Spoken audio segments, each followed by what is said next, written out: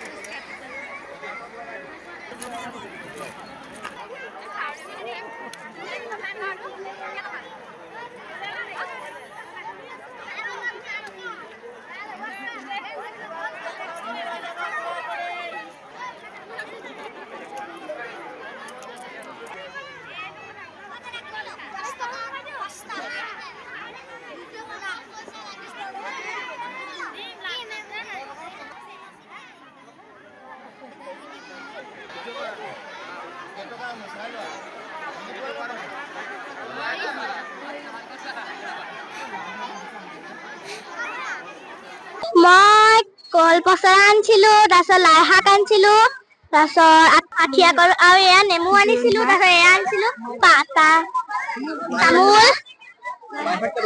লাই শাক 10 টকা। এতিয়ালৈকে আমি 25 টকা মানহে হৈছে, 25-30 টকা।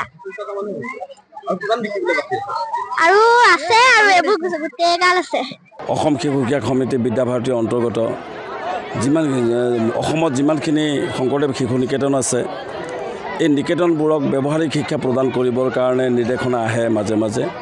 গতিকে আমি প্ৰথমবাৰৰ কাৰণে এই বছৰৰ শেষত এই প্ৰতীকী বজাৰৰ কাৰণে চিন্তা চৰ্চা কৰা হৈছে। ছাত্ৰ ছাত্ৰীৰ মাজত পাঠ্যক্ৰমৰ যিটো একঘেয়ামী যিটো শিক্ষাদান, সেই আক্ষৰিক শিক্ষাদানৰ পৰা অলপমান আঁতৰি তেওঁলোকক ব্যৱহাৰিক শিক্ষা প্ৰদান কৰিবৰ কাৰণে এইটো চিন্তা চৰ্চা কৰা হৈছে। চিন্তা চৰ্চা কৰি আছিলোঁ বহুত দিনৰ পৰা যে আমি ছাত্ৰ ছাত্ৰীসকলক বজাৰ সম্পৰ্কে মানে ব্যৱহাৰিক এটা জ্ঞান দিম। বজাৰনো কি, বজাৰ কেনেকৈ বহে, বজাৰত কি ধৰণৰ কেনেকুৱা ধৰণৰ গ্ৰাহকৰ লগত কেনেধৰণৰ সম্বন্ধ, গ্ৰাহক কেনেধৰণে আকৰ্ষিত কৰিব লাগে, এনেকুৱা ধৰণৰ যিখিনি কথা। তাৰোপৰি পইচাৰ যিটো গাণিতিক ধাৰণা, অংকৰ যিটো ধাৰণা, তাৰোপৰি খুচুৰা পইচাৰ যিটো আদান প্ৰদান, এই গোটেই কথাখিনি এক ব্যৱহাৰিক জ্ঞান দিয়াৰ কথা আমি চিন্তা চৰ্চা কৰিছিলোঁ আৰু সেই উদ্দেশ্য আগত ৰাখি আজি এই বজাৰখন আমি আয়োজন কৰিছোঁ ছাত্ৰ ছাত্ৰীৰ মাজত।